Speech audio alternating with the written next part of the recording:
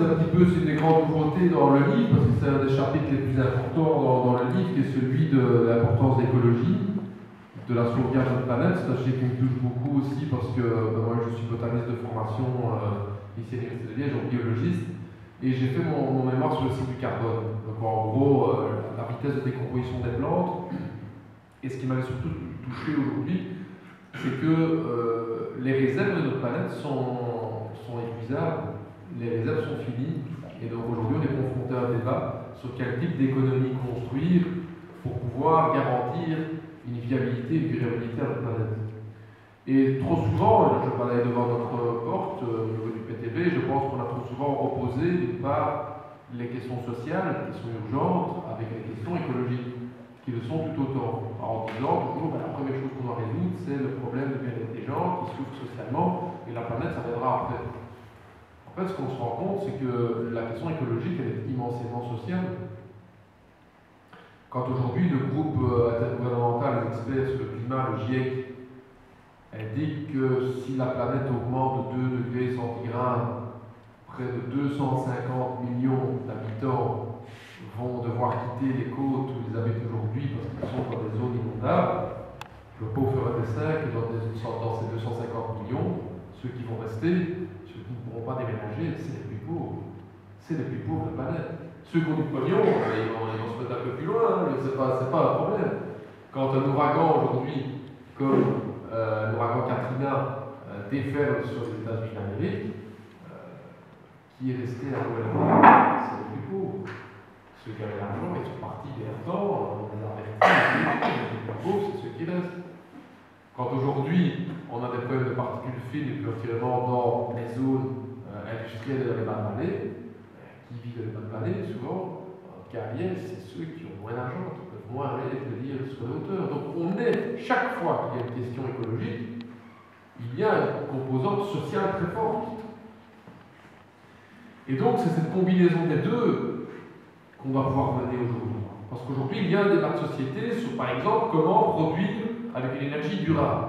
C'est-à-dire une énergie qui produit moins de carbone. Le but, moi, ce soir, c'est pas de vous raconter en détail tout le cycle du carbone. Tout ce qu'il faut retenir, c'est qu'il y a, pendant des millions d'années, eu des stocks de carbone qui ont été stockés par voie naturelle, c'est-à-dire des feuilles, des plantes, des animaux, tout ce qui est squelette et tout, qui était enfoui dans le sol. Donc, techniquement, c'est un stock qui est dans le sol. C'est-à-dire du charbon, c'est-à-dire du pétrole, c'est-à-dire du gaz. Et aujourd'hui, pour des raisons de la production humaine qu'on connaît, on libère tous ces stocks par utilisation du pétrole, utilisation de l'essence, utilisation du charbon, etc., etc. Donc tout ce carbone qui était sous forme minérale dans le sol se retrouve sous forme gazeuse dans l'air. Jusque-là, tout le monde suit plus ou moins le raisonnement. Ce carbone, en soi, il n'est pas toxique, je veux dire, on en respire tous les jours, donc c'est pas un problème, mais le seul problème de ce carbone, c'est qu'il a un effet de serre.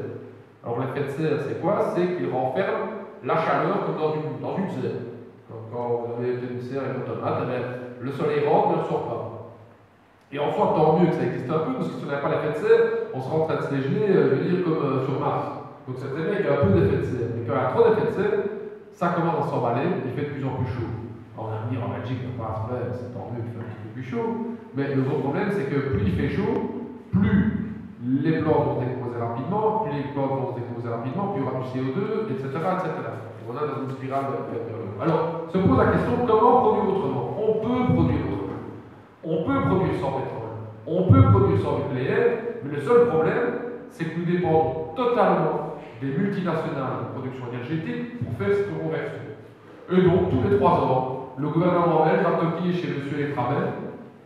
En gros, GDF Suez, les plus grandes multinationales énergétiques dans le monde, M. Mestramel, pour toquer chez lui, pour dire M. Etravel, vous ne pourriez pas investir un petit peu dans du verre. Et du verre, moi je ne parle pas des petites éoliennes qu'on vient mettre ici dans le jardin.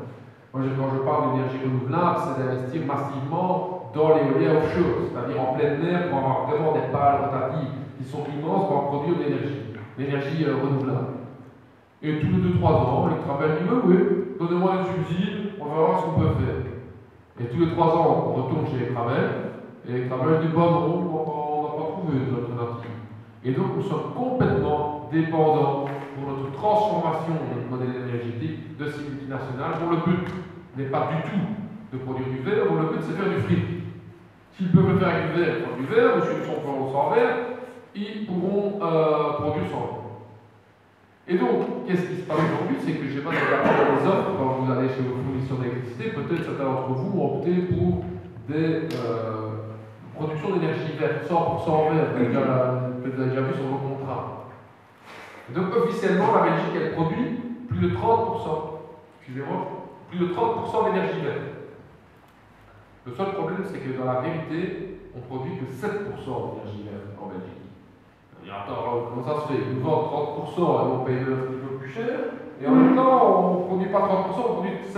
Comment ça se fait? Et bien en fait, le raisonnement est assez clair, c'est que dans le monde, vous avez le droit de revendre vos certificats verts qui permettent de vendre une énergie verte. Et c'est-à-dire qu'en Norvège, on produit 90% d'énergie verte. Pourquoi? Parce que les gars en Norvège, ils ont que des cascades. C'est vraiment le pays de l'eau, il n'y a que des cascades. Et donc ils produisent tout avec des dynamos, ils produisent de l'énergie verte, 90% d'énergie verte. Et officiellement, la Norvège ne produit pas 90% d'énergie verte, mais 43%.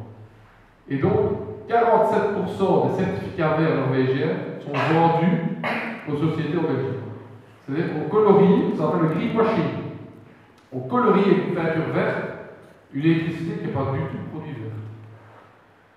Et donc on ne peut pas continuer comme ça. On ne peut pas continuer comme ça. Il est temps aujourd'hui que les pouvoirs publics, il est temps aujourd'hui que le collectif prenne en main ces secteurs aussi importants que les secteurs de production énergétique pour pouvoir prendre notre propre sort en main et pouvoir vraiment produire une énergie qui est durable, par notamment la géothermie, c'est-à-dire aller chercher l'énergie dans le fond du sol, par notamment l'éolien offshore, par notamment l'hydroélectrique et par une planification énergétique sur l'ensemble du continent européen pour pouvoir éviter ce qui est aujourd'hui en train de se passer, c'est-à-dire qu'on rentre droit dans le mur et qu'on est en train de détruire le petit caillou sur lequel on vit, sur lequel on est monté, on ne pourra pas encore s'exporter sur Mars.